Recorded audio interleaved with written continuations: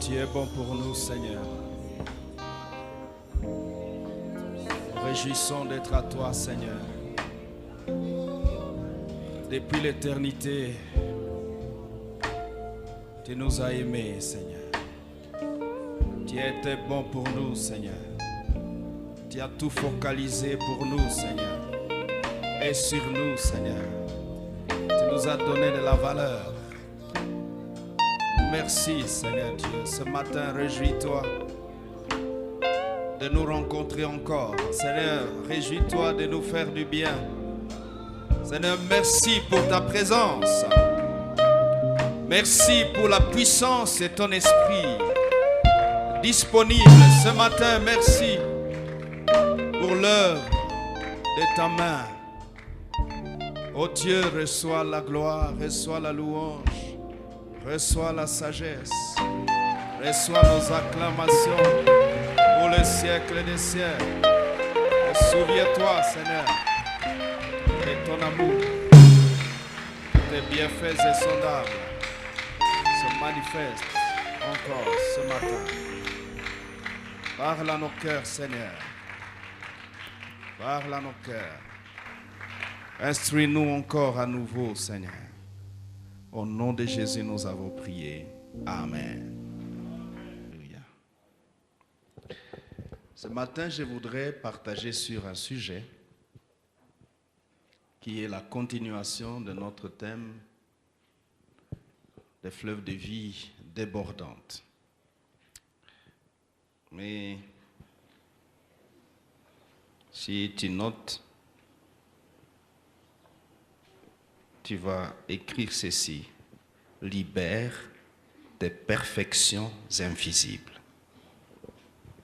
Libère tes perfections invisibles. Libère tes perfections invisibles.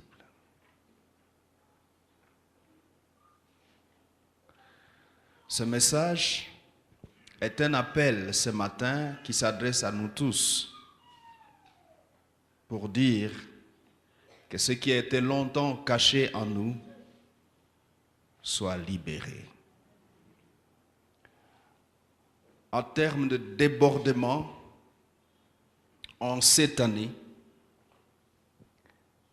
la question que nous voulons répondre, c'est: nous débordons de quoi?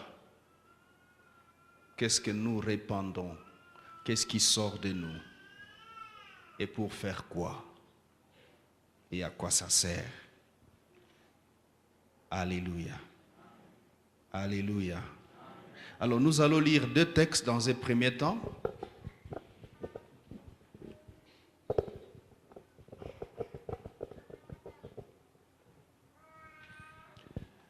Nous lisons deux textes. Ézéchiel 47, nous l'avons lu au réveillon, mais nous lirons la deuxième partie. Et puis nous lirons aussi Romains chapitre 1er, versets 18 à 21. Nous lirons également Apocalypse 22, versets 1 et 2. Et si à la maison, tu pourras aussi lire Luc chapitre 3, versets 21 à 22, 4 versets 1, 2 et puis 14 ou versets 14 à 15. Tu peux lire aussi à la maison Jean chapitre 4 verset 13 à 15. Alléluia. Libère tes perfections invisibles. Libère tes perfections invisibles. Mais pour que tu puisses être avec moi dans ce message, j'aimerais que tu le dises de ta propre bouche, mais tu le dises à ton voisin. Dis-lui: libère tes perfections invisibles.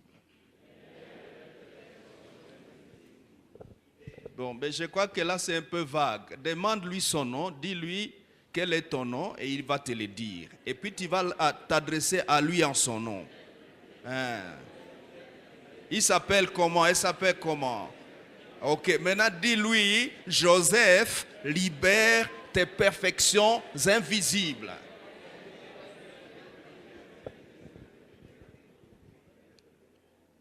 On a fait les devoirs?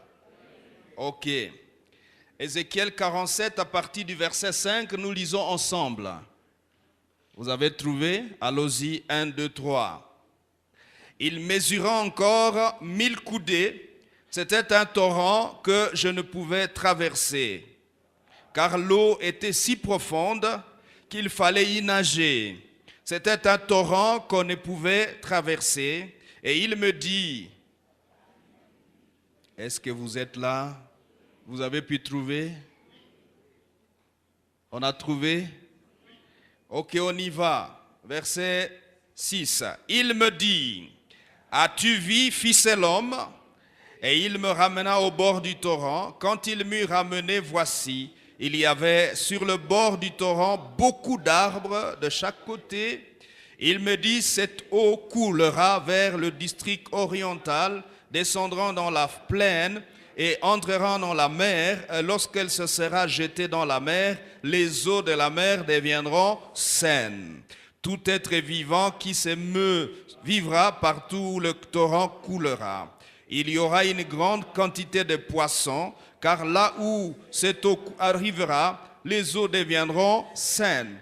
Et tout vivra partout où parviendra le torrent. Et des pêcheurs se tiendront sur ses bords, depuis En-Guédi jusqu'à En-Gléim, et on étendra les filets. Il y aura des poissons de diverses espèces, comme les poissons de la grande mer, et ils seront très nombreux. Ces marins et ces fosses ne seront point assainis. Ils seront abandonnés au sel, mais sur le torrent et sur ses bords, de chaque côté, croîtront toutes sortes d'arbres fruitiers. Leur feuillage ne se flétrira point, et leurs fruits n'auront point de fin. Ils mûriront tous les mois, parce que les eaux sortiront du sanctuaire, et leurs fruits serviront de nourriture, et leur feuillage de remède. Alors retenez la première chose. Ces textes nous révèlent les perfections qui sont en Dieu et qui sortent, et leur impact, leur effet sur une terre désertique, leurs effets sur une mer stérile, leurs effets sur les êtres humains qui sont malades, qui ont faim, l'effet de ces perfections invisibles sur les poissons dans la mer qui revivent, l'effet sur les pêcheurs qui ont besoin de pêcher et de rentrer avec des poissons à la maison. Il y a assez de poissons désormais parce que quelque chose est sorti de Dieu, elle est rentrée dans la mer et la mer était invivable, l'environnement était impossible, incroyable, mais à partir de quelque chose qui est sorti de Dieu, toutes ces situations sont transformées. Alléluia. Ah, bienvenue Jacques. Tu es là. Que Dieu te bénisse. Toutes ces situations sont transformées parce que quelque chose est sorti de Dieu, que nous appelons ce matin les perfections invisibles. Alors, Romains 1, verset 18. Romains. On va revenir sur Ézéchiel un peu après. Verset 18.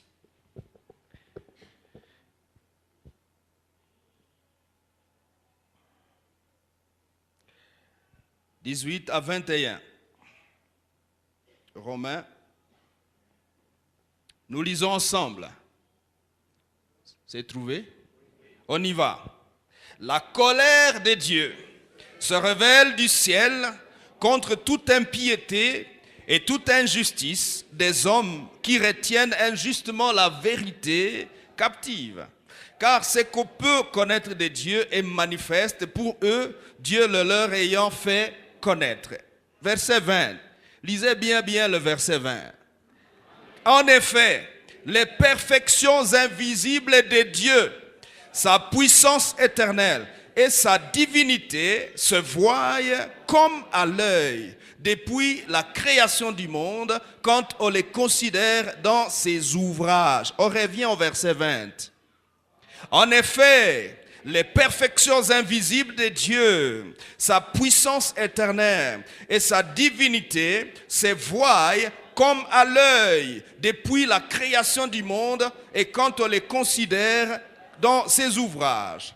Ils sont donc inexcusables, puisque, ayant connu Dieu, ils ne l'ont point glorifié comme Dieu et ne lui ont point rendu grâce, mais ils se sont égarés dans leurs pensées et leur cœur sans intelligence a été plongé dans les ténèbres. On peut s'arrêter là. Retenez ceci de ce texte. En Dieu, depuis l'éternité, existe, je le dis au présent continuel, existe des perfections invisibles. Je ne veux pas dire a existé, mais existe. Parce que c'est en permanence. Dieu ne change pas. Il est le même hier, aujourd'hui et éternellement. En lui existent des perfections invisibles. Maintenant, Paul dit, la colère de Dieu se révèle du ciel contre toute impiété, toute injustice des hommes qui retiennent la vérité captive. Le contraire de la vérité, c'est les ténèbres, c'est le mensonge. La vérité est comprise aussi comme la lumière.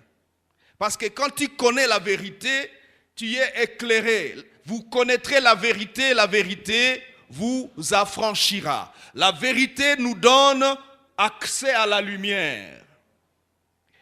Et la vérité, lorsqu'elle sort, elle éclaire ceux qui sont dans les ténèbres.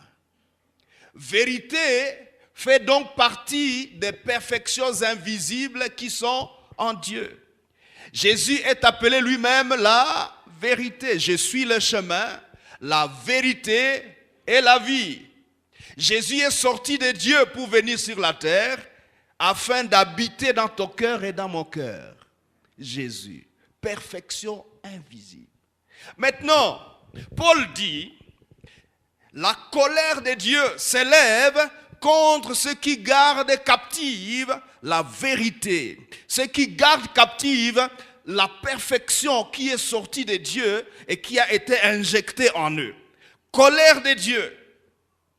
La colère de Dieu s'élève. Et il dit, ces hommes, ils sont inexcusables. Au verset 20. Vous avez vu ça? Ils sont inexcusables. Puisque, ayant connu Dieu, ayant rencontré Dieu, ayant pris accès aux perfections invisibles de Dieu, ayant bénéficié de la toucher de Dieu, ayant bénéficié du transfert de quelques perfections invisibles de Dieu en eux, ils les ont gardés captifs. Ils sont inexcusables.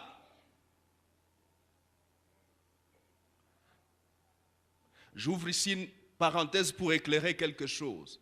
Depuis la chute en Éden, le diable est venu dans le jardin d'Éden, il a tenté Ève, Adam, ils sont tombés, en fait ils ont accepté l'injection diabolique que je vais appeler les infections invisibles. Beaucoup de gens fonctionnent avec les perfections invisibles, mais d'autres fonctionnent avec les infections invisibles. Demande à ton voisin, tu fonctionnes avec quoi? Perfection ou infection? Demande-lui. Chez toi, c'est quoi? C'est perfection ou infection? Les perfections invisibles. Alors, Dieu dit, Paul dit, en effet, les perfections invisibles de Dieu, sa puissance éternelle et sa divinité se voient. Il se voit. On peut le voir. Comment on va voir des choses invisibles? Ces perfections sont vues parce que Dieu les a libérées. Dieu les a laissés partir. Dieu les a fait sortir de lui-même. Et il y a eu quelques vagues de débordement de l'Éternel pour libérer ces perfections invisibles. La première vague, c'est à la création. Genèse 1:1. Au commencement, Dieu créa les cieux et la terre. Il libéra des perfections invisibles. Les cieux et la terre que nous connaissons existaient en Dieu, je l'ai dit la fois passée au réveillon, existaient en Dieu et ne pouvaient être connus ou accessibles qu'à la mesure où Dieu le libère, où cela déborde de Dieu et apparaissent et l'univers est planté, y compris la terre, ces lieux prévus pour l'homme, confectionnés pour l'homme, mais ces lieux qui sortent de Dieu. Une perfection, la terre, une perfection, afin que l'homme y vive, que la vie soit sur la terre et que cela soit possible d'y vivre. Cela est venu de Dieu, ça fait partie des perfections qui sont sorties de Dieu. Quand tu vois la lune apparaître le soir, quand tu vois le soleil apparaître le matin, quand tous ces chercheurs découvrent des choses, les étoiles, les galaxies, les voies lactées, toutes ces choses, quand tu vas dans les champs et que tu récoltes de maïs et tu vois ces grains que tu as semés, un grain et qui remonte et qui devient une plante. Et voici, tu peux cueillir le maïs, gousses de maïs. Quand tu vois, tu as planté un grain et ça devient un arbre qui donne des fruits tout le temps. On vient s'abriter dessous et puis on mange ou on récolte, on va vendre au marché. Toutes ces choses sont venues d'où? Elles étaient cachées en Dieu avant le commencement. Je vous ai dit que Dieu n'a pas existé au commencement. Quand la Bible parle de commencement, il s'agit du commencement de l'univers. Avant le commencement de l'univers, Dieu était déjà là. La première vague qui sort de Dieu comme premier débordement de Dieu, c'est cet univers qui déborde de Dieu, qui existait en Dieu. Mais Paul dit, ces perfections invisibles se voient comme à l'œil depuis la création du monde, quand on les considère dans ses ouvrages. Waouh! Retenez bien cette deuxième partie. Quand on les considère dans ses ouvrages. Quand on considère Dieu dans ses ouvrages, on voit ses perfections invisibles. Et je vais dire à quelqu'un ici, les perfections invisibles qui sont en toi seront vues à l'œil quand tu vas passer à l'ouvrage. Vous avez compris? L'ouvrage. Lorsque ces choses vont sortir de toi, par l'œuvre de ton cœur, je préfère dire œuvre de ton cœur et non pas œuvre de ta main, parce que la main c'est tellement petit. Par l'œuvre de ton esprit, par l'œuvre de ton cœur, lorsque ces ouvrages vont sortir de toi, alors on va percevoir comme à l'œil les perfections invisibles qui sont en toi. David dit, je te loue Seigneur, parce que je suis une créature merveilleuse. C'est quoi cette créature merveilleuse? David observe une perfection invisible qui était cachée à Dieu mais qui est vue à l'œil. C'est l'ouvrage de qui? De Dieu et non pas ton ouvrage. Regarde ton voisin et dis-lui, en effet, tu es une perfection invisible. Mais ce n'est pas ton ouvrage. Ce n'est pas ton ouvrage. Vous comprenez ce que je dis? Tu vois ce que ma femme est là? Elle est une perfection invisible. Mais ce n'est pas son ouvrage. Nous, on peut entretenir cette perfection. Mais ce n'est pas notre ouvrage. Ça fait partie des ouvrages. Quand on le voit dans son ouvrage, lui, son ouvrage. Son ouvrage. Son ouvrage. Quand tu passes du temps à entretenir et à entretenir, tu entretiens l'ouvrage de Dieu. En fait, il n'ajoute rien. Il a déjà tout fait. Les mamans, est-ce que vous ajoutez quelque chose? Mais certaines affections invisibles détruisent ce que Dieu a fait par les chocos. Il ne faut pas faire ça, mes amis. C'est pas bon. Il ne faut pas faire ça. J'aimerais dire à quelqu'un qu'il y a des perfections invisibles en toi. Mais d'où cela vient? Ces perfections invisibles sont arrivées dans la deuxième vague. Laquelle? Après que Dieu ait créé l'univers et que nous voyons ces perfections invisibles, il va décider de créer l'être humain, l'homme, Adam. Il va prendre de la terre, c'était comme de l'argile chez les potiers, sans vie, sans espoir, sans rien. Et la Bible dit, Dieu va prendre le soin d'opérer une deuxième ouvrage. Deuxième ouvrage. Elle s'appelle comment la deuxième ouvrage? L'homme. La deuxième ouvrage, Genèse chapitre 2, verset 7, et il insuffla ce souffle dans cet ouvrage. Et cet ouvrage devint un être vivant. 1 Corinthiens 15, 45 dit, le premier Adam devint une âme vivante, mais le second Adam devint un esprit vivifiant. Suivez-moi bien. Quand Dieu opère dans la deuxième vague, il déborde de lui-même ce souffle. Et ce souffle, ce n'est pas juste du vent.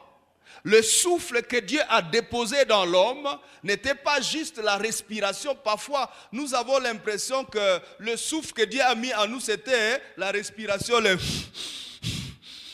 Non. C'était une perfection invisible qui était en Dieu, qu'il a déposée dans l'homme, afin que l'homme devienne l'homme. Mais cette perfection n'avait pas comme terminus la forme que nous avons, la constitution que nous avons, mais c'était un dépôt. Dites dépôt.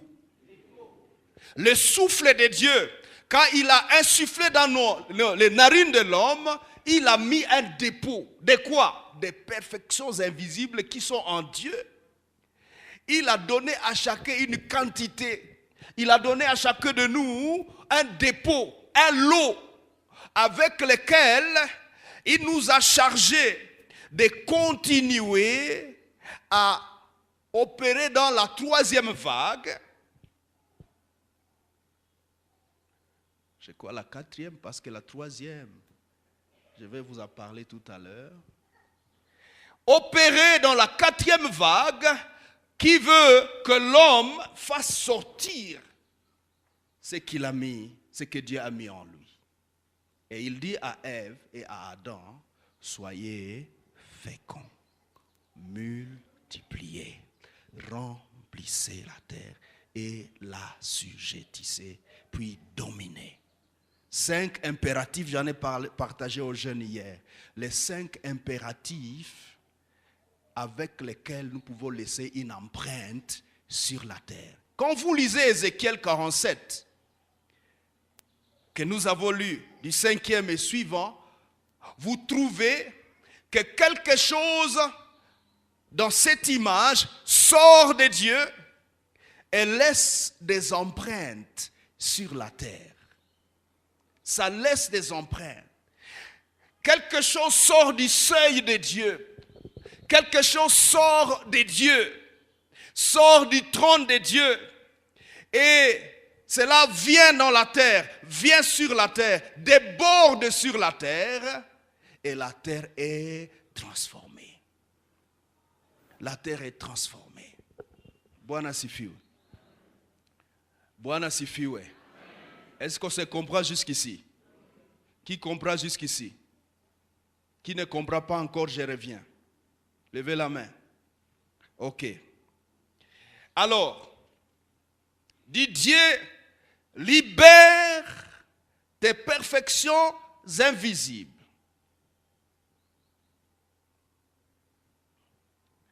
Lorsque Dieu nous dépose sur la terre, après avoir mis en nous le dépôt d'une partie de ces perfections invisibles, il nous charge d'une mission qui consiste à opérer comme Ézéchiel 47, 5 à 12.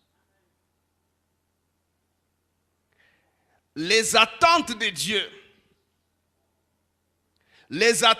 Dieu sur toi et moi consistent à ce que là où Dieu t'a déposé, ce que Ézéchiel décrit devienne une réalité.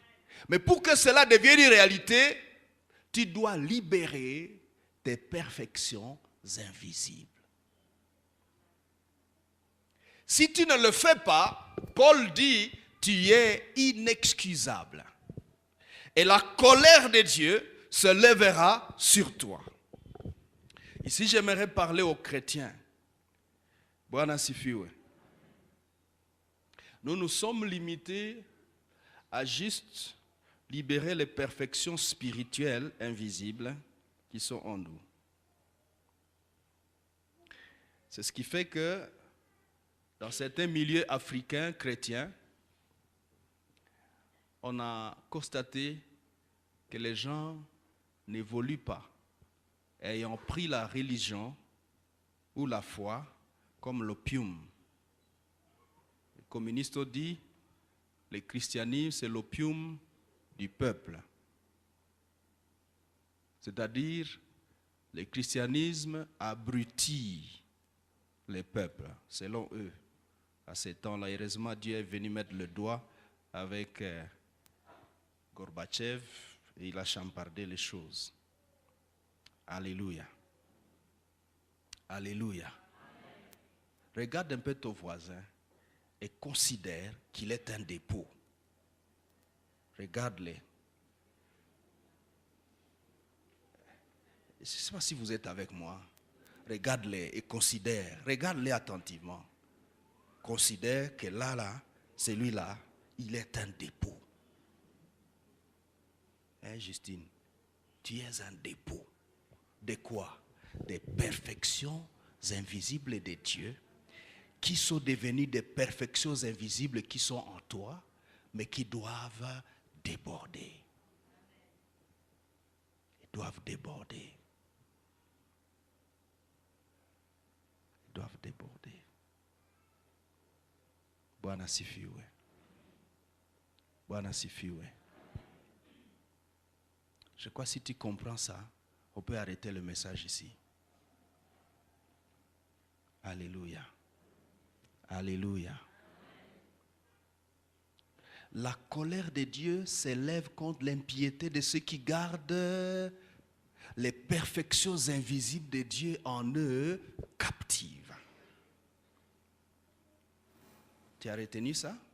La colère de Dieu s'élève contre l'impiété, autrement, c'est impie lorsque tu conserves et tu caches dans une prison les perfections invisible que Dieu a déposé en toi. C'est impie de faire cela. Il ajoute, tu es inexcusable. Je comprends Dieu. Vous savez, quand Dieu a créé l'homme, il a mis tellement toute son attention, il y a mis toute son énergie pour créer l'homme de manière spéciale, qu'il est normal qu'ayant compté sur l'homme, il est normal qu'ayant misé sur l'homme, qu'ayant placé sa confiance dans l'homme, il constate que l'homme garde captif les richesses. Paul dit ça dans Colossiens, les richesses incompréhensibles de Dieu. Vous voyez ça? Les richesses incompréhensibles de Dieu. Ou les perfections invisibles de Dieu. Quand je suis en train de dire cela, je sens qu'il y a quelqu'un qui est en train de dire, pasteur, je te rassure, ni bien kweli.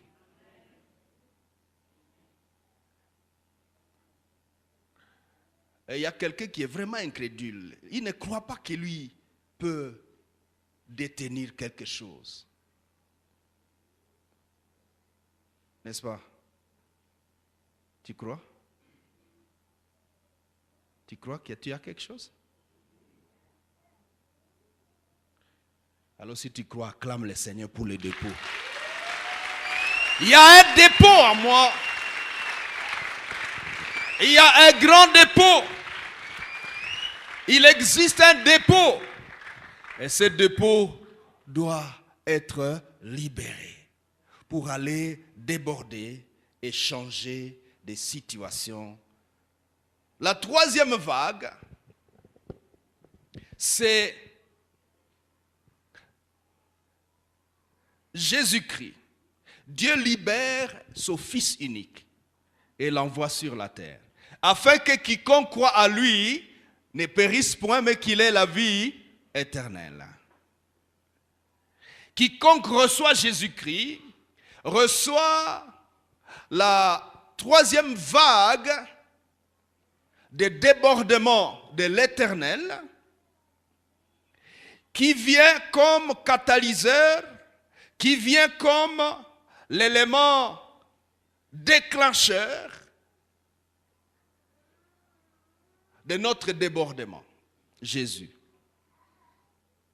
Et lorsque Jésus vient, il vient pour habiter en nous, pour nous accompagner jusqu'à ce qu'on retourne au ciel. Il fait même la troisième chose, il envoie le Saint-Esprit pour qu'il vienne nous entretenir et nous conduire dans toute la vérité. Bwana sifiwe. Bwana sifiwe. Alors, lorsque nous évoluons dans cette méditation, je voudrais que chacun d'entre nous puisse se rendre compte d'une chose. Le monde est regardé comme un désert. Lorsque Jésus vient sur la terre, né à l'étable, grandi à Nazareth, à l'âge de 30 ans, il va au baptême. Jean-Baptiste lui dit, je ne suis pas digne de te baptiser. Jésus lui répond, il dit, laisse faire que j'accomplisse tout ce qui est juste. Et Jean-Baptiste accepte de le baptiser. Quand il finit de le baptiser, le Saint-Esprit descend sur Jésus sous la forme de colombe. Il est rempli du Saint-Esprit. Et au chapitre 4 de Luc, chapitre 4, verset 1 et suivant, la Bible dit, et le Saint-Esprit les conduisit dans le désert, où il fit tenter pendant 40 jours et 40 nuits. Il resta au désert. Marc 1,13 dit, il était avec les bêtes féroces. Désert. Le désert, c'est quoi? Le désert, c'est une zone aride, selon les scientifiques, où il y a moins de 155 mm d'eau par an.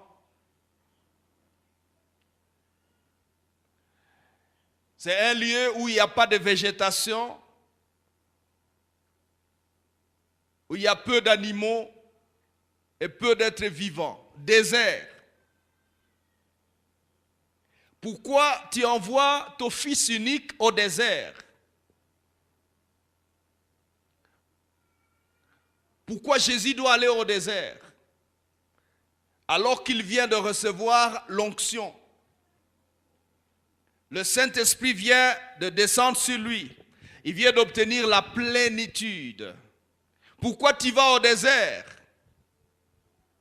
J'ai médité sur cela et j'ai compris ceci que je vous partage.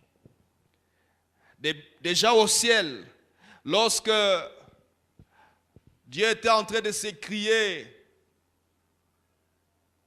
voici le livre scellé de 7 sceaux qui va descendre sur la terre pour aller l'exécuter. Et Jean, l'apôtre, pleurait beaucoup parce qu'il vit que personne ne fut trouvé digne d'aller regarder les livres et de rompre les sceaux. Mais l'agneau, comme immolé, se leva et dit, je vais, le Fils, il dit, je vais au Père pour faire ta volonté. Et Jésus-Christ descendit sur la terre. Il prit le rouleau, il rompit les sceaux, autrement il ouvrit les sceaux pour exécuter le contenu. Le contenu qui consistait à sauver l'humanité. L'humanité c'est qui? C'est toi et moi. Qu'est-ce que tu viens faire, Seigneur? Je viens accomplir Ézéchiel 47, versets 5 à 12. Je vais sur la terre pour aider l'homme qui a reçu des perfections invisibles depuis le commencement. Je viens l'aider à sortir ces perfections qui sont en lui et les déverser sur sa génération, afin que la transformation arrive. Je veux le faire. Jésus vint. Et lorsqu'il eut le temps de commencer sa mission, à l'âge de 30 ans, il fut baptisé par Jean-Baptiste. Le Saint-Esprit descend sur lui. Mais est-ce que Jésus comprend de manière concrète la situation de l'homme qu'il vient sauver?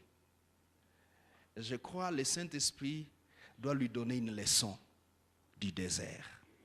Dites leçon du désert. La leçon du désert est que Jésus doit comprendre l'état de l'homme de manière concrète. Il doit vivre, il va palper du doigt, comme disent les politiciens. Jésus doit aller palper du doigt le sort de l'homme depuis la chute. Vous savez, à la chute, la Bible dit même la terre est devenue rigide pour donner libéralement son produit à l'homme. Il est écrit, les plantes qui produisaient les fruits ont commencé à produire des épines. C'est pourquoi à la croix, on a fait porter à Jésus-Christ une couronne d'épines pour dire, les épines ici qui nous sont arrivées, récupère-les pour que nous nous retrouvions les fruits. Jésus récupéra les épines.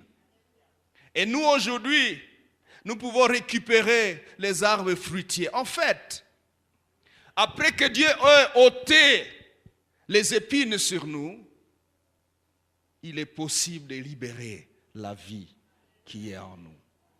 Alors Jésus doit aller dans le désert. Il doit comprendre c'est quoi le désert. Il doit comprendre c'est quoi la situation de l'homme. Savez-vous que l'homme est désertique? L'homme sans Dieu est désertique. La chute a produit une humanité désertique où il n'y a pas de vie.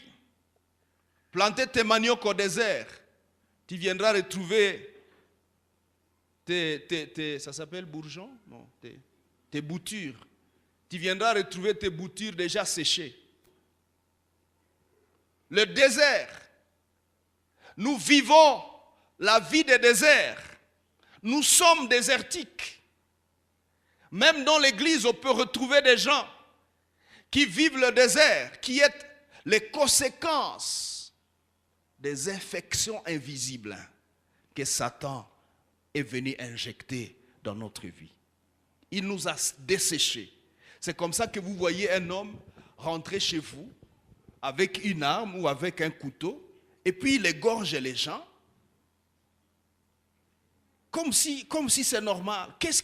C'est qui c'était cet homme? En fait, les infections invisibles sont tellement remplies en lui que sa vie est désertique.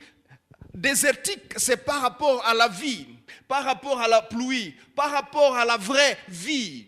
Et quand vous rencontrez des hommes sans Dieu, vous pouvez vous rendre compte que la vie n'est pas dedans. Et Paul dit, ceux qui n'ont pas Dieu sont des animaux. On appelle cela dans 1 Corinthiens 2, verset 12-13. Il dit, l'homme animal ne connaît pas les choses de l'Esprit de Dieu. Elles sont une folie pour lui. Pourquoi? Parce qu'il y a des infections invisibles qui remplissent sa vie. Et c'est quelqu'un peut dire ce matin, Seigneur, débarrasse-moi des infections invisibles.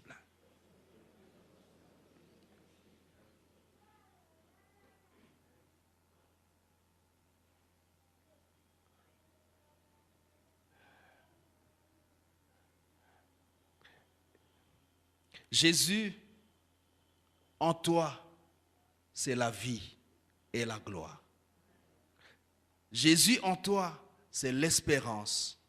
Jésus en toi, c'est la fin du désert.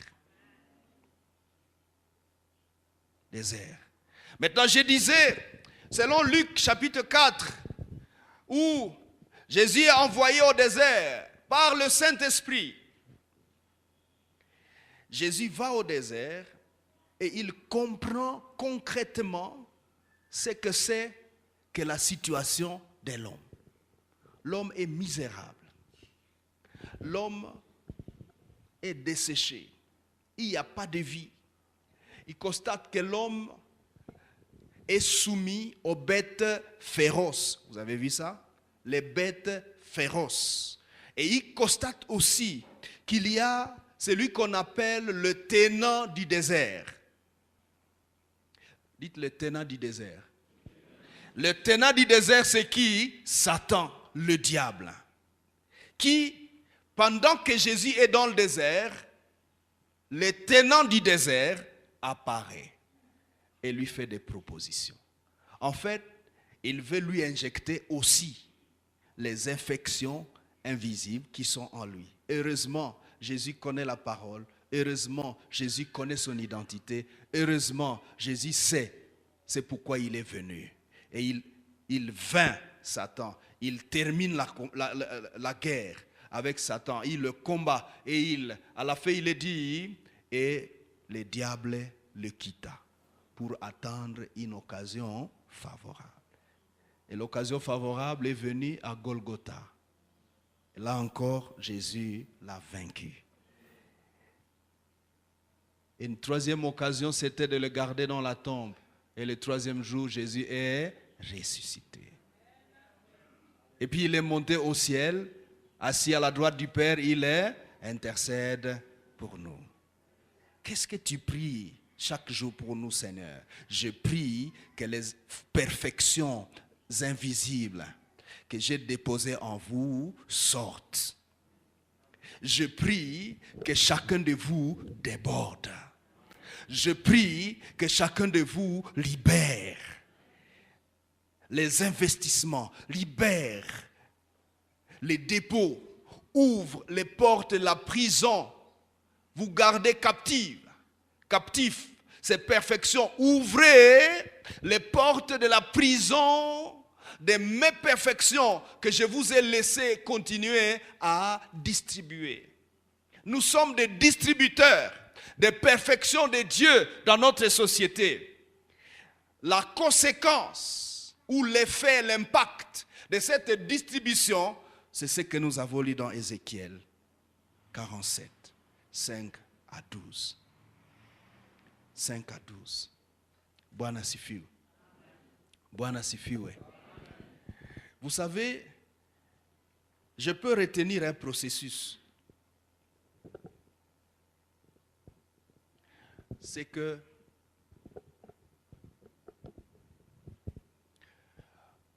lorsque Jésus doit aller à la croix pour sauver l'humanité, il y a quelque chose qui s'est passé. Premièrement, il doit obéir au principe de Dieu. Il dit, laisse faire que j'accomplisse tout ce qui est juste. Deuxièmement, le Saint-Esprit descend sur lui. Il obtient la plénitude. Troisièmement, il va au désert pour connaître les besoins auxquels il doit répondre. Vous retenez ça? Il va être confronté aux besoins auxquels il va répondre. La confrontation avec les besoins active l'onction qui est sur lui. C'est la confrontation avec les besoins du désert. Au verset 14, la Bible dit, Jésus retournant du désert fut revêtu de la puissance du Saint-Esprit. Qu'est-ce qui s'est passé avec Jésus? En faisant face à la réalité du désert, cela a eu 2 ou 3 impacts. Le premier impact, la sainte colère. Jésus doit recevoir une sorte de choc spirituel. Jésus doit se rendre compte des besoins auxquels il va répondre. Jésus doit réaliser que c'est urgent. Deuxième conséquence pour laquelle le Saint-Esprit l'envoie là-bas. Jésus, en confrontant le désert, doit rencontrer les bêtes féroces et se rendre compte que l'homme que je suis venu chercher fait face à des bêtes féroces. Troisièmement, Jésus doit rencontrer les boss du désert et se rendre compte que c'est toi, Satan, qui jette un défi à mes projets. C'est toi qui mets au défi mes perfections invisibles que j'ai laissées sur la terre. C'est toi qui es venu les ruiner. Jésus doit rencontrer le diable face à face. Cette expérience allume l'onction. Cette expérience met le feu sur l'onction que Jésus a reçue. Regardez, beaucoup de gens, nous venons à l'église, même dans des rencontres du Saint-Esprit, et nous disons, prions pour la plénitude. Et nous prions, n'est-ce pas? Qui a déjà fait ça? Vous avez déjà prié, non? Pour avoir l'onction. Est-ce que certains l'ont eu? Vous avez eu l'onction quand vous l'avez demandé? Bon, on a douté ça. Est-ce que vous avez eu ça? Uh-huh. Mais qu'est-ce que ça produit? Très souvent, nous avons reçu l'onction, mais comme nous ne nous sommes pas confrontés avec les réalités du désert, nous avons reçu l'onction et nous l'avons gardée captive.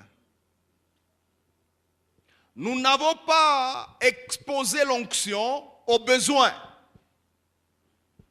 Nous n'avons pas regardé, prendre conscience. Nous n'avons pas pris conscience de la raison pour laquelle Dieu nous a donné l'onction. Savez-vous que l'onction, nous ne la recevons pas pour juste nous?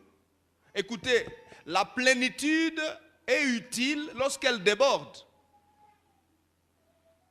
Lorsque tu es rempli du Saint-Esprit pour toi-même et que tu peux parler à langue pour toi-même, c'est bon, mais c'est une étape. L'étape qui est importante pour Dieu, c'est que cette onction coule. C'est que cela sorte. Mais ça ne sera sorti qu'à la mesure où tu es parti au désert, à la mesure où tu as pris conscience du désert, tu as pris conscience des besoins de l'homme pour répondre à ses besoins. Alléluia. Alléluia. Voilà pourquoi certains serviteurs restent ternes, malgré la consécration, malgré l'onction. Certains chrétiens restent fades, malgré la prière qu'on fait sur eux, parce qu'ils n'ont pas pris conscience. La quatrième chose que cela a produit dans le cœur de Jésus, c'est les disposer au sacrifice. Quand il est parti au désert, il a compris qu'il faut payer ce prix ici. J'ai déjà l'onction, j'ai déjà la provision divine de puissance, je dois régler cette affaire. Je dois régler ces dossiers. Et ça l'a conduit à monter à Golgotha pour achever la mission. Vous savez, vous avez déjà regardé les matchs olympiques ou les Jeux olympiques.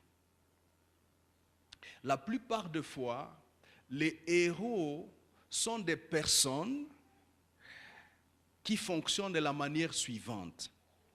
Les héros sont des personnes qui voient le besoin et qui s'attellent aux besoins sans considérer le chemin qui va les y conduire, sans considérer les embûches, les épines par lesquelles il faut passer. Dans une guerre, un héros, c'est quelqu'un qui ne considère pas les bombes qui sont en train de tomber sur lui, mais qui avance. Il avance. Il avance. Les bombes tombent, il n'attire pas son attention sur les conséquences, sur les épines qui le piquent. Son attention est focalisée sur le résultat. Et il se bat, ses yeux sont sur les résultats. Quand vous lisez les hommes de David, les vaillants hommes de David, vous allez retrouver cette réalité-là. Ils vivent pour les résultats. Dans le désert, Jésus était déjà venu du ciel pour sauver l'humanité. Jésus vient d'obtenir l'onction, le Saint-Esprit est descendu sur lui, mais il doit être amené au degré du sacrifice. Il doit comprendre qu'il doit se sacrifier. Écoutez mes frères, tu ne sauras pas déborder cette année 2017 si tu ne t'exerces pas à regarder en face les réalités de l'infection qui est dans notre monde. Si tu te confortes dans la plénitude que tu as, certains, ils ont des plénitudes intellectuelles, tu es intelligent, n'est-ce pas? Mais ton intelligence ne sert à rien jusqu'au jour où tu vas la confronter avec les besoins du désert. Ton intelligence résout quel problème dans notre société? Tu es riche et tu as la plénitude des richesses. Tes richesses ne serviront que lorsqu'elles vont déborder pour répondre aux besoins du désert de notre génération. Et que faire alors lorsque nous n'avons même pas ces plénitudes-là? Vous savez, c'est lorsque tu te confrontes aux besoins que tu comprends aussi le besoin de te ressourcer en plénitude. Vous savez, je vous ai dit, la source est permanente. Dieu, en tout moment et en tout lieu, sur tous les globes, même dans les airs, en tout lieu, Dieu est prêt à te recharger encore. Dieu est prêt à t'ajouter encore de ses perfections invisibles. Mais il ne pourra continuer à le faire si tu les gardes captifs. Mais lorsque tu as décidé de commencer à les libérer, c'est-à-dire à déborder, tu as décidé à commencer à déborder, autrement dit, à répondre aux besoins du désert, et que tu es utile à celui qui est fidèle pour peu de choses, Dieu fait quoi? Il ajoute encore. Tu as demandé l'onction un jour, mais tu n'as rien fait avec ça. Dieu n'a pas intérêt à t'ajouter de l'onction. Mais Paul dit, tu es inexcusable. Parce qu'après avoir obtenu les perfections invisibles de Dieu, onction, tu as gardé ça captif. Tu es inexcusable. Et la colère de Dieu s'élève contre ceux qui vivent dans cette impiété. Paul appelle ça impiété. Tu gardes captif l'onction de Dieu en toi. Mais si tu t'exerces à regarder le désert, à regarder les besoins, ça va t'exciter à rentrer chez Dieu et dire, Seigneur, l'onction que tu m'as donnée est insuffisante par rapport aux besoins que je viens de voir. Il y a des malades qui doivent guérir. Il y a des boiteux qui doivent marcher. Il y a des sorciers qui doivent se convertir. Il y a des fétiches qui doivent être brûlés. Il y a des paralytiques qui doivent marcher. Il y a des pauvres qui doivent devenir riches. Ça fait partie. Il y a des insensés qui doivent devenir sensés. Je m'adresse à quelqu'un? Et toutes ces choses sont possibles parce que les perfections invisibles qui sont en toi ont été mises en toi pour régler ça. Et si le besoin est trop grand, reviens à la source. Rentre à la source, puise encore. Prends encore. Dieu est libéral pour te donner davantage de l'onction. Pour que jusque dans la mer, tu puisses assainir ta société. Bwana sifiwe. Bwana sifiwe. Bwana sifiwe. Est-ce que vous m'avez compris jusqu'ici? Alors, si tel est le cas, les chrétiens aujourd'hui, qu'est-ce qu'ils doivent faire? Qu'est-ce que nous devons faire? Nous devons libérer les perfections invisibles qui sont en nous. Qu'est-ce que nous devons faire? Nous devons évaluer le besoin et nous engager à répondre aux besoins.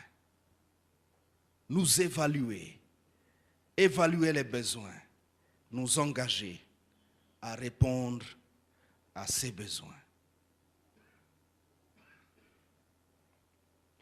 Lorsque nous ignorons le désert, nous allons être des chrétiens ordinaires. Et quand nous allons rencontrer le désert, nous allons fuir. Ou alors nous allons appeler le pasteur. Pasteur, viens vite, il y a un désert ici. Et ça, c'est un grand déficit dans le royaume de Dieu.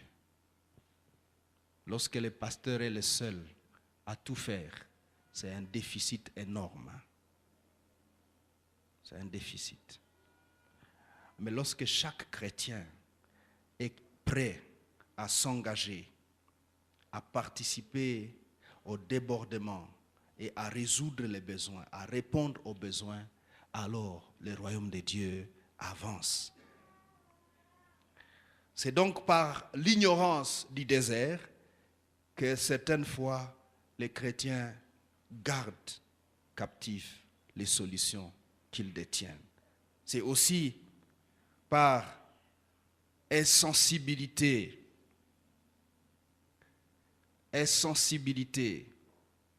ou inconscience de ses besoins ou du sort de l'homme qui est désertique. On est insensible.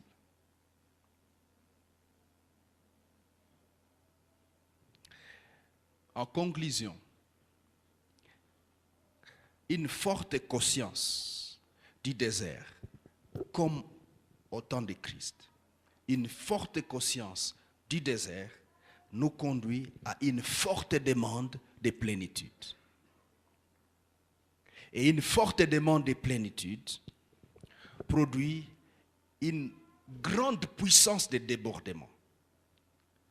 Et quand il y a grande puissance de débordement, il y a un impact dans notre génération. Il y a un grand impact dans notre génération. Un grand impact dans notre génération. J'aimerais qu'on termine en relisant 2 textes.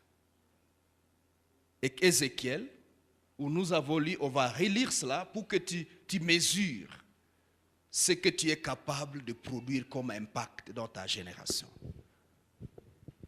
Alléluia. On peut y aller. Ézéchiel 47. On va terminer par là. Nous lisons 2 textes. Lèvons-nous et nous lisons ensemble. Assure-toi que ton voisin est debout.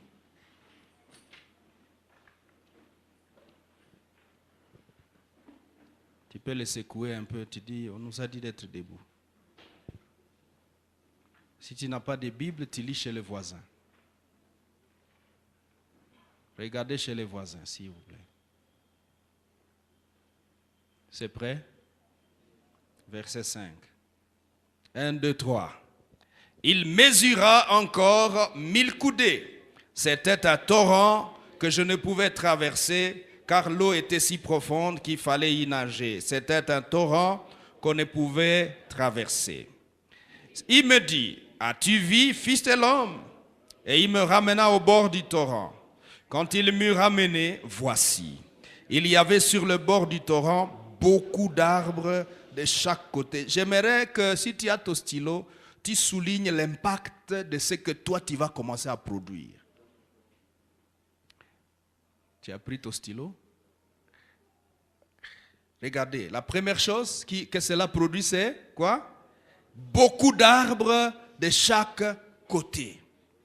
Il me dit, cette eau coulera vers le district oriental, descendra dans la plaine et rentrera dans la mer. Regardez, l'onction qui est sur toi, les perfections invisibles qui sont en toi, ne vont pas juste tomber par terre ici à côté de toi.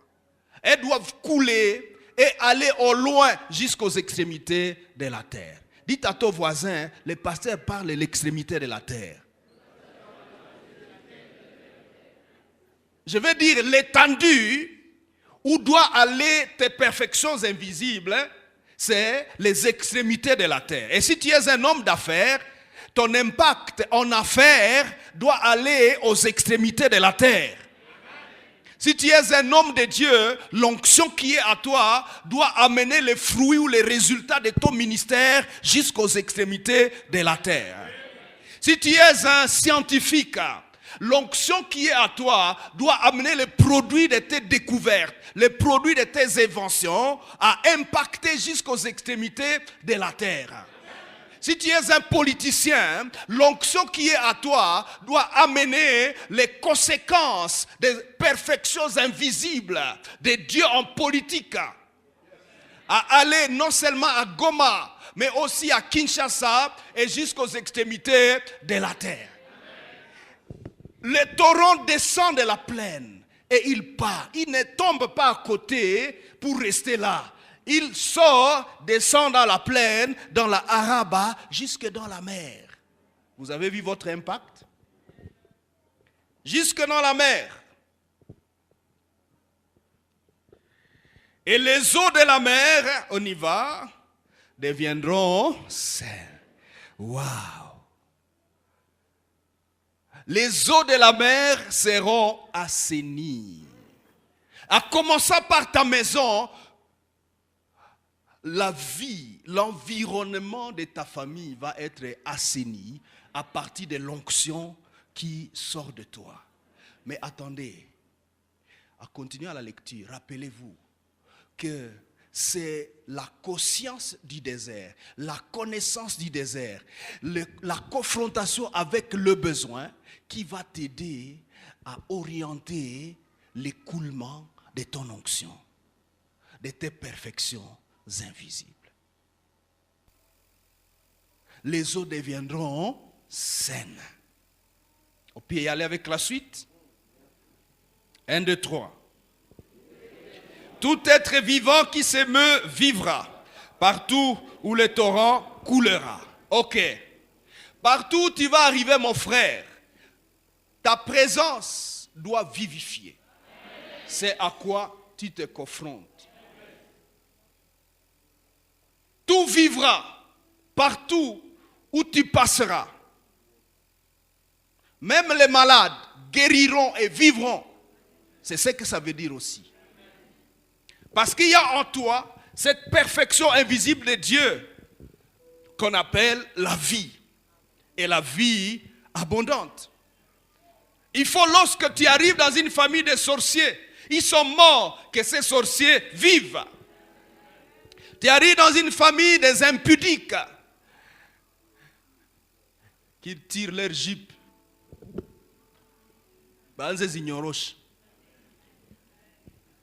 Et c'est vrai, hein? Lorsque tu débordes, ta simple présence gêne. Ça gêne les gens. Vous avez déjà vu ça, non? Il faut que ça déborde. Et que quand tu confrontes le besoin dans leur cœur, c'est le désert. Mais ta présence doit leur faire réfléchir. Et dire, mais qu'est-ce que c'est que ça? Ou dada mbona ou dada huyu. Mais ou dada huyu ou dada. Ikona nini ou dada huyu. Ou dada huyu. Ulikuya kumudrage, mbona unaenda? Ulikuya mudrage, drage sasa. Drage inakauka. Nakauka. Pourquoi? Les eaux qui sortent assainissent la mer. La mer est salée. Mais les eaux qui sortent de toi, les perfections invisibles qui sont en toi, assainissent ton environnement. Qu'est-ce que dit la suite?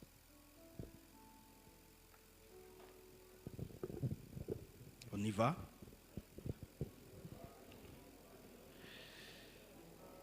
Il y aura une grande quantité de poissons, car là où cette eau arrivera, les eaux deviendront saines. Et tout vivra partout où parviendra le torrent. Des pêcheurs se tiendront sur ses bords, depuis En-Gedi jusqu'à En-Gléim. On étendra les filets et il y aura des poissons de diverses espèces. Comme les poissons de la grande mer, ils seront très nombreux.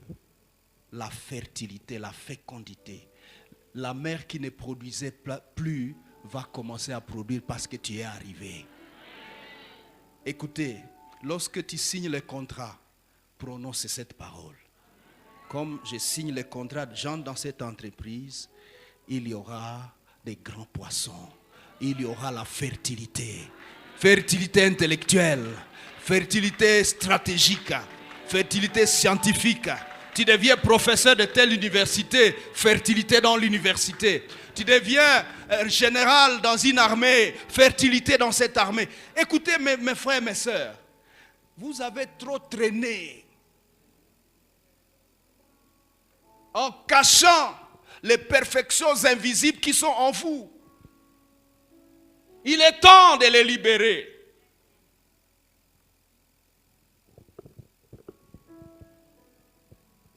Verset 12. Sur le torrent, sur ses bords, de chaque côté, croîtront toutes sortes d'arbres fruitiers. Leur feuillage ne se flétrira point et leurs fruits n'auront point de fin. Ici, c'est l'image de la constance de toi-même. C'est l'image de la ressource permanente en toi-même. Les feuilles ne vont pas flétrir parce que tu es constamment ressourcé. Constamment ressourcé. Tu es constamment ressourcé. Tu es constamment ressourcé.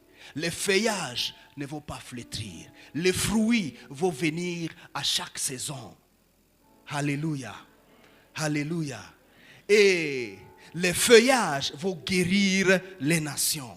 Les gens vont venir cueillir de toi. Vous savez, nous n'allons pas seulement aller vers les gens, mais comme les perfections invisibles qui sont en nous sortiront, les gens les verront même au loin et ils viendront cueillir pour être guéris. Ils viendront te poser des questions, ils viendront trouver conseil, ils viendront trouver orientation, ils viendront trouver prière, intercession, ils viendront trouver orientation, ils viendront même trouver de l'argent. De l'argent, j'ai dit de l'argent. La Bible dit, ils prêteront, mais ils n'emprunteront pas. Et je déclare que les Achois vont prêter. Alléluia. Alléluia. Parce que les perfections invisibles qui sont en toi, c'est aussi la richesse et la vie. C'est la richesse aussi. Mais je vais terminer par cette interpellation et puis on va prier. Ésaïe chapitre 32. On va terminer par là. Verset 9 à 16.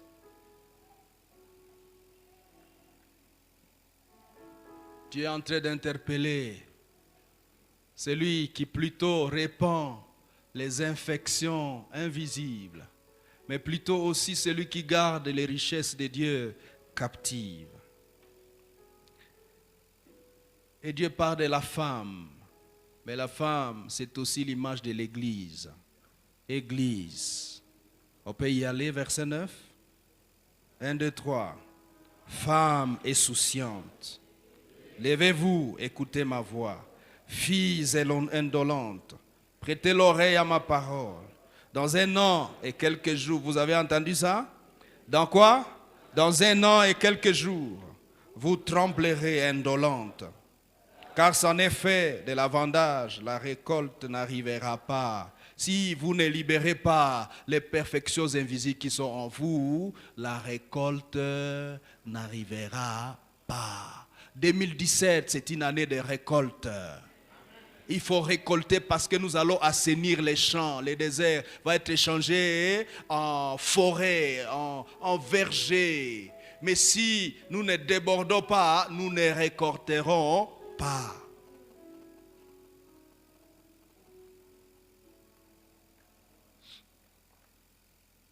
Verset 11. Soyez dans l'effroi, insouciantes. Tremblez, indolentes. Déshabillez-vous, mettez-vous à nu et saignez vos reins.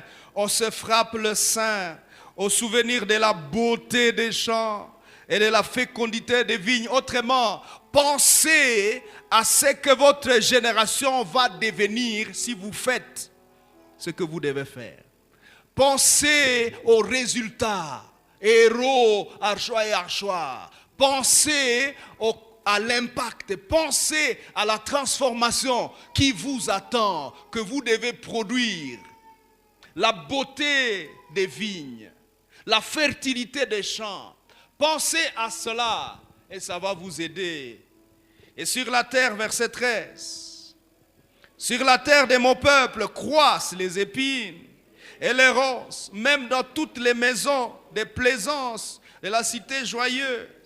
Le palais est abandonné, la ville bruyante est délaissée, la colline et la tour serviront à jamais de caverne, les ânes sauvages y joueront, les troupeaux y paîtront, jusqu'à ce que l'esprit soit répandu. Autrement, jusqu'à ce que tu te ressources sérieusement pour apporter ces perfections, le verset précédent va continuer à faire ses ravages.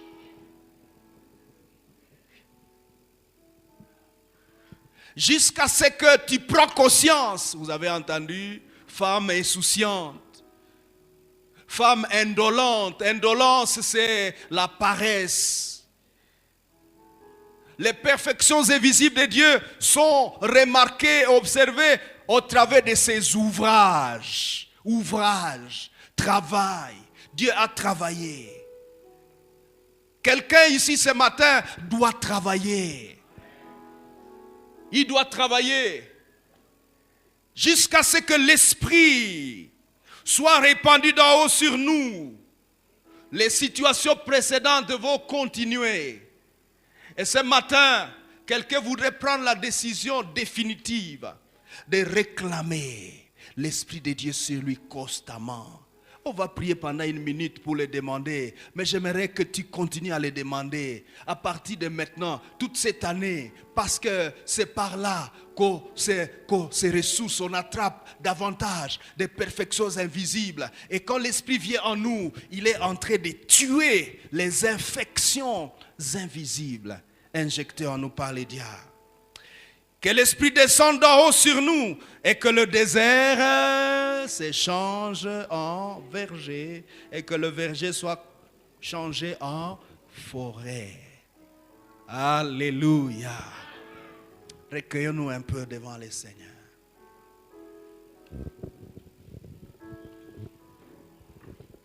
Infection invisible ou perfection invisible? Insouciant ou insouciante, indolent ou indolente, inconsidéré, qu'est-ce que tu fais? Qu'est-ce que tu fais? Garder captif les perfections invisibles ou les libérer? Quelqu'un veut-il prendre un engagement ce matin? Et dit, Seigneur, ressource-moi, remplis-moi, Seigneur. Je veux déborder, je veux libérer mes perfections invisibles, Seigneur. Lèvons nos mains devant le Seigneur ensemble. Et priez avec moi. Dites, Seigneur Jésus, j'ai compris ta parole. Me voici. Je libère les perfections que tu as mises en moi. Le monde attend un signe de ta gloire. Le monde attend les perfections que tu as déposées en moi. Mais pardonne-moi, Seigneur, parce que j'ai vécu insouciant. J'ai vécu indolent. J'ai gardé captif tes richesses insondables. À partir de maintenant, je prends l'engagement de les libérer, de déborder. C'est pour cela, je te prie que ton esprit vienne en moi et active, que la conscience des besoins vienne en moi, la conscience du désert, et active l'onction que tu as mis en moi, afin qu'elle déborde. Qu'elle me rende capable. Que ta colère rentre dans mon cœur.